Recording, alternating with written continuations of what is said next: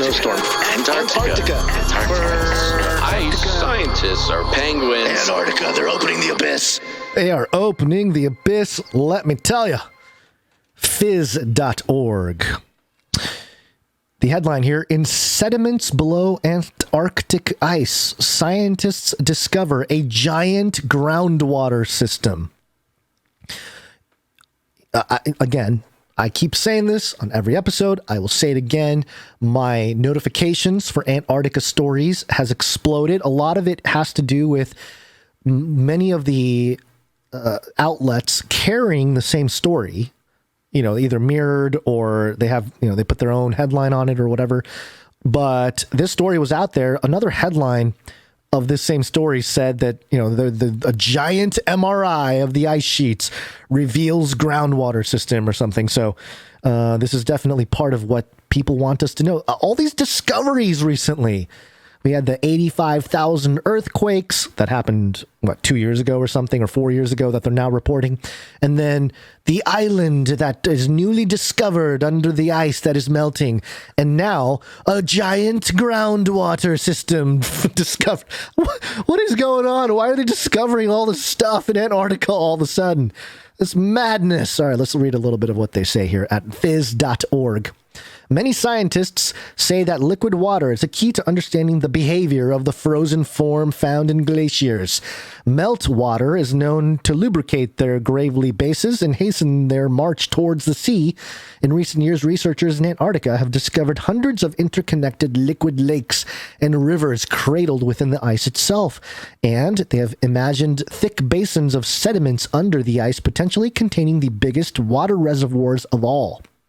But so far, no one has confirmed the presence of large amounts of liquid water in below-ice sediments, nor studied how it might interact with the ice. Now, a team has, for the first time, mapped a huge, actively circulating groundwater system in deep sediments in West Antarctica.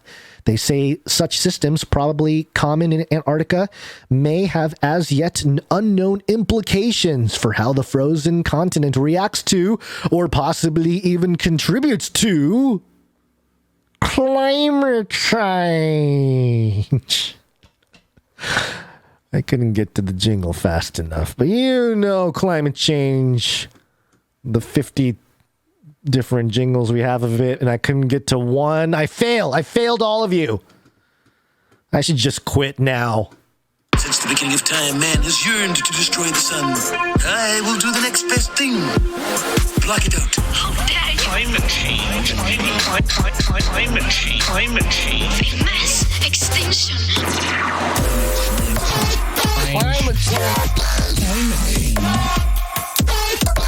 Climate change.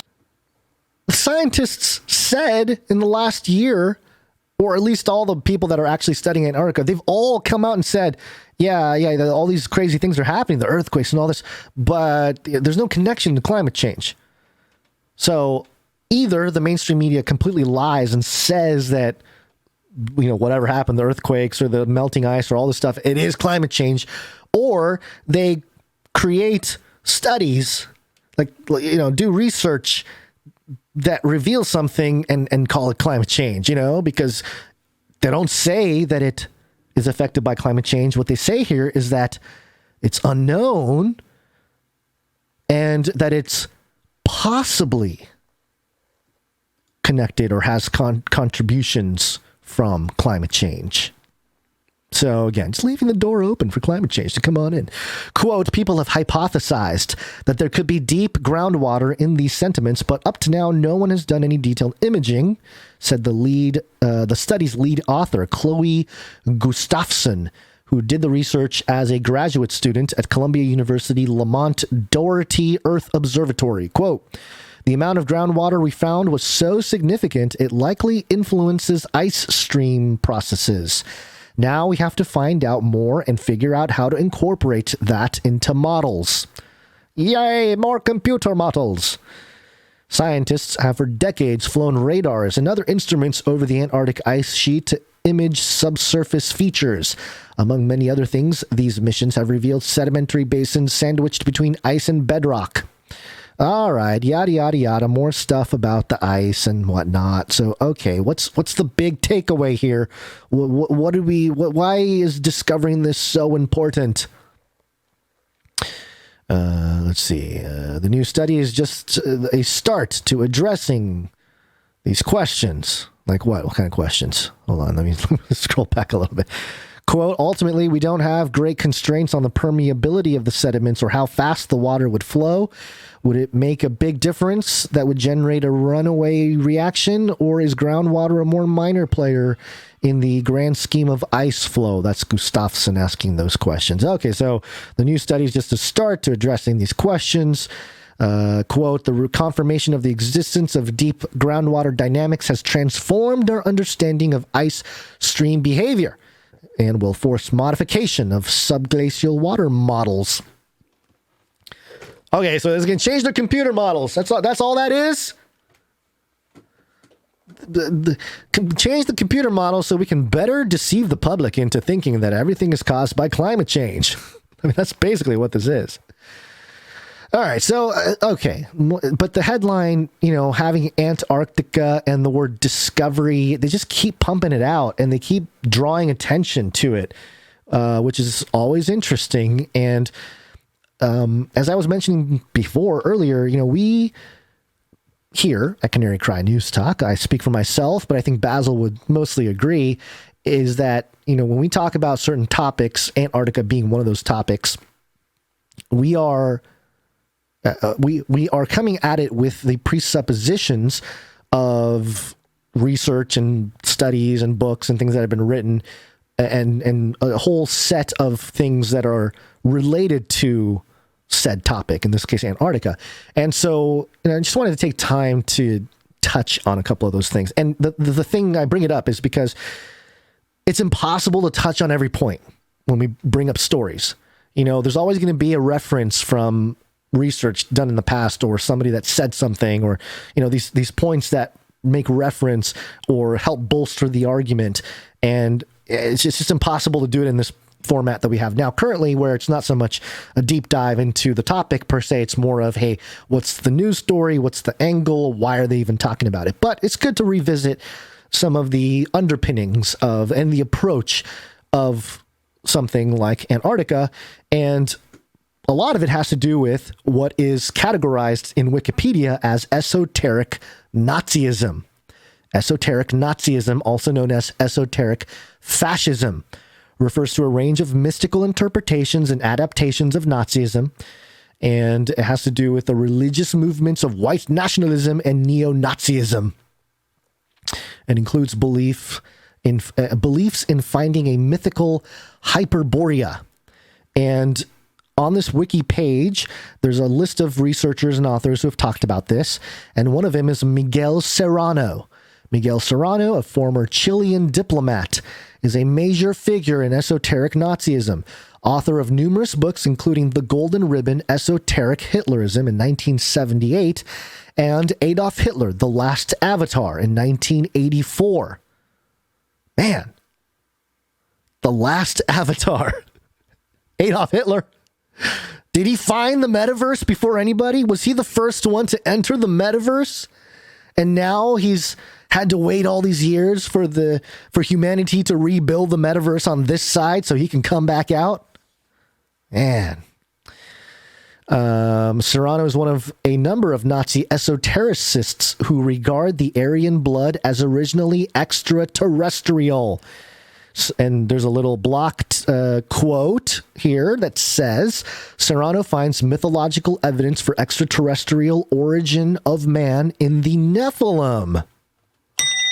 So, technically, folks, this story here today, or this whole segment, is also a Nephilim update. Oh, no, it didn't play. Hold on, one more time. Let me set that up. This segment is also a Nephilim update. No, why did it not work? Hold on. One more time. Yay, live to tape.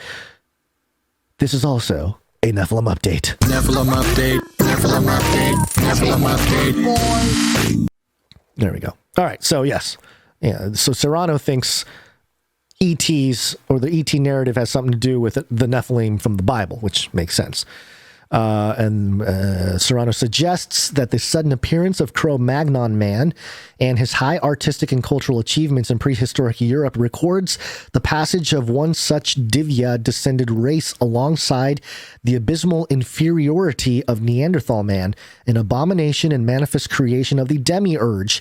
Of all the races on Earth, the Aryans alone preserve the memory of their divine ancestors in their noble blood, which is still mingled with the light of the black sun. Which, by the way, is a connection to, obviously, the Nazi occultism here, but also the eclipses and the partial eclipses that take place over Antarctica. All other races are the progeny of the demiurge's beast men native to the planet. That's according to Serrano.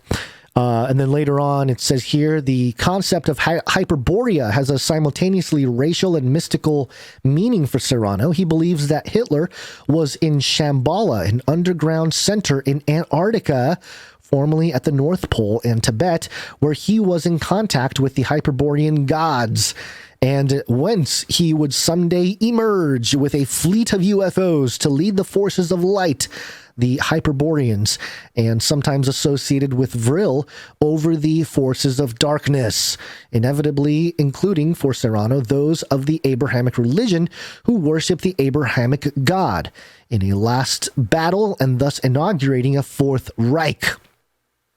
Serrano follows the Gnostic tradition of the Cathars by identifying the evil demiurge as Jehovah, the God of the Old Testament. So interesting that Serrano, and I don't know if this is his beliefs or if he just wrote about this. It's not clear from the wiki here, but I know about his research. I've come in contact with it before, but I don't recall this particular point. But like many in the Gnostic tradition, they believe Yahweh, God, Jehovah, is the bad guy. He's the bad guy who trapped Adam and Eve in a garden, and the serpent is the one that freed them from this prison that was created. That's the narrative, the flippening. That's literally the foundation of Satanism, the Luciferians, all of it, and all the mystical religions. And eventually the Antichrist will also probably in some way solve that issue or that narrative. And, one way to do it is to present a sort of an extraterrestrial type of origin, because then it's sort of like, hey, the morality comes from outside of Earth, and then they can go on with whether it's a good thing or a bad thing for the people that the alien savior-ish figure would support. This is all hypothetical here. But given my personal views that, the Antichrist will present himself as the Jewish Messiah, making it seem like he is fulfilling some of the geopolitical promises of the land owned by Israel. And we got to define our terms here when we say Israel.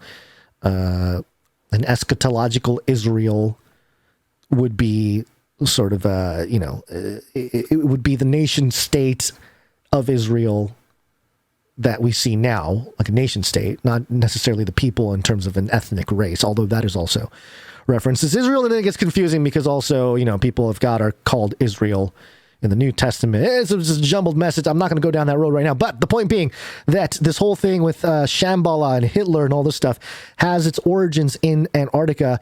And, a lot of these researchers are dismissed and they say that there's no evidence. In fact, I have a little thing here from osu.edu. That's Ohio State University. And this was an article published back in April of 2019. It was titled "The Nazi Bunkers of Antarctica." And I'll read just a little bit here, just because it explains what the view is, and then their take on it. What thinking about Hitler and the Nazi Germany and Nazi Germany, most people can think of at least one conspiracy theory they have heard about. Two pretty common ones are the Holocaust never happened, or that Hitler is alive and well in Argentina. A third theory that is beginning to see some popularity among paranormal conspiracy theorists is the idea that the Nazis took control of part of Antarctica and built underground bunkers where they would experiment with creating new technology. This theory originates from a story about a Nazi expedition to Antarctica. The story says that while exploring and mapping the area, they uncovered a multitude of underground caves and rivers. One of the caves was particularly large and was turned into a large city that would be home to both Nazis and other powerful groups like the Illuminati. Along the way, the Germans either came across alien technology or made contact with the aliens. The Germans learned...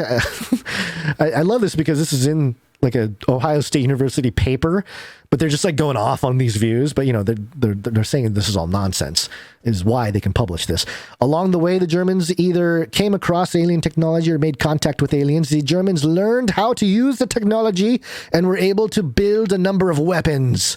This belief is extraordinary because there is no evidence that the Nazis ever did or were even capable of building such a base. Geologist and oceanographer Colin Summerhays partnered with journalist and historian Peter Beeching to examine evidence about Antarctica and the Nazis. The pair published a 21-page peer-reviewed study about these mysterious Antarctic bases and if they are real or not. Okay. And then it says here, in support of this claim is the fact that the Nazis did at one point carry out an expedition to Antarctica in 1938. Many conspiracy theorists claim that this was a large-scale expedition with militarized and scientific ships.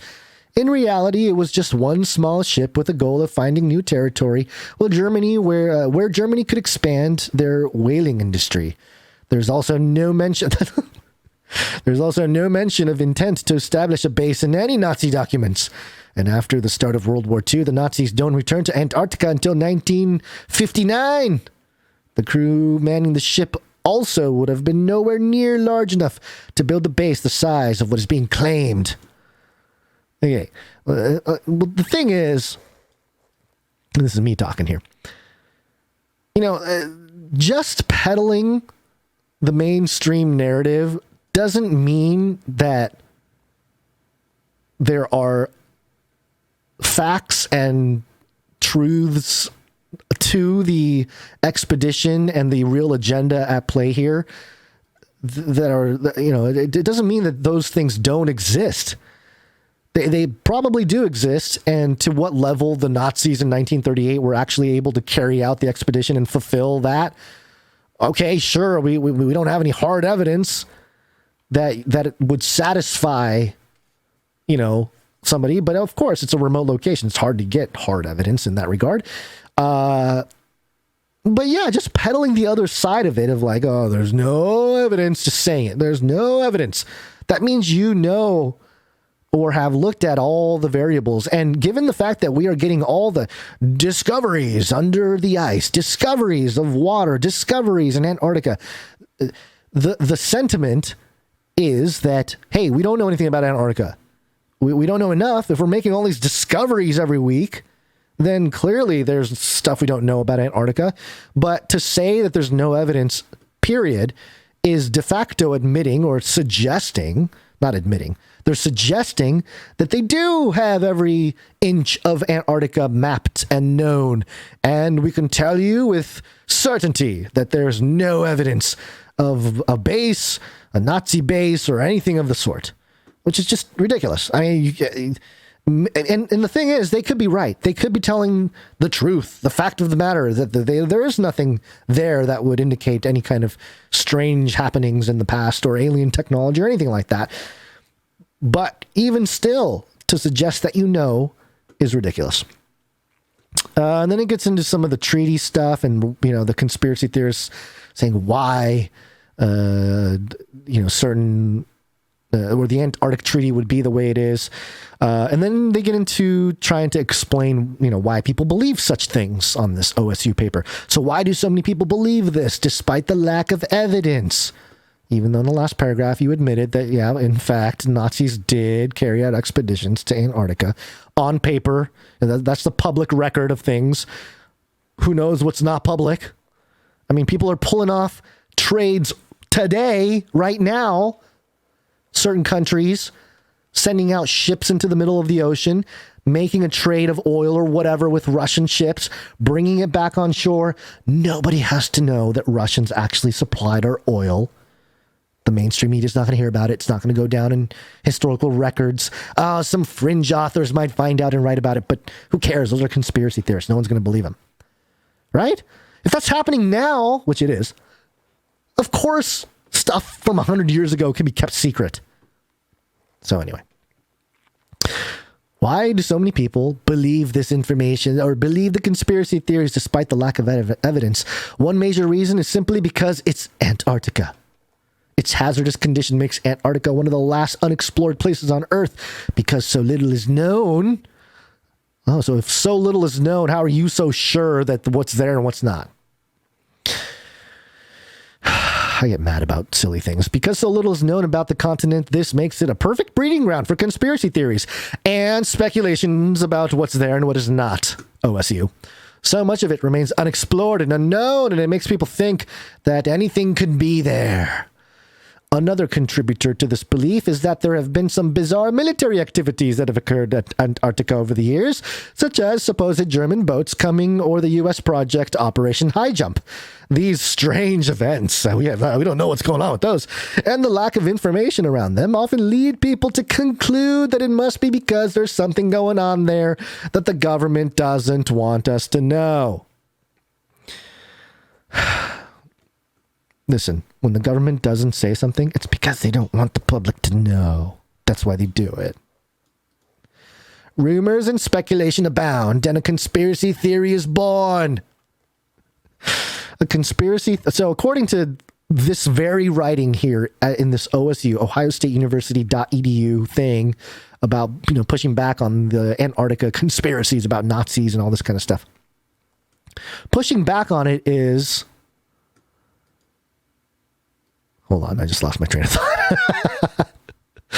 Hold on, let me just read that. Rumors and speculation abound and a conspiracy theory is born. Okay, so what I was saying was, because of the lack of information, if you question something or if you ask poignant questions about any given topic where there is a lack of information or secretive projects or clear examples of governments not telling us everything, and you question that, a conspiracy theory is born. Yeah, it wasn't a conspiracy theory before. It was just asking the right questions before. But now, a conspiracy theory is born. In this case, people are simply misinformed and not looking at the evidence correctly. Today, much of the information concerning some of the military activities at Antarctica has been made public, and now people can read up on the facts in some of these missions.